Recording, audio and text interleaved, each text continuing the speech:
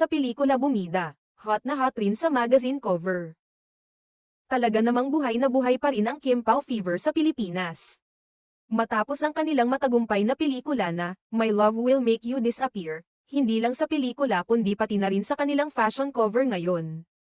Si Kim Chiu at Paolo Avellino ay muling naging usap-usapan. Sa kanilang unang pagkakataon na magtampok sa isang fashion magazine, hindi maitatanggi ang chemistry nilang dalawa. Sa cover ng magazine, nagmukhang hot na hot si Kim Chiu sa kanyang makulay na red hair at sexy outfit na akmang-akma sa kanyang katawan. Hindi lang ito basta-basta outfit, kundi isang eleganteng at daring na desisyon para ipakita ang kanyang sexy side. Sa kabilang banda, si Paolo Avellino naman ay sobrang classy at elegant sa kanyang navy blue suit, na nagbigay sa kanya ng isang refined at sophisticated na itsura. Talaga namang perfect combination ng chic at timeless na look para sa dalawa, sa mga reaksyon ng kanilang mga taga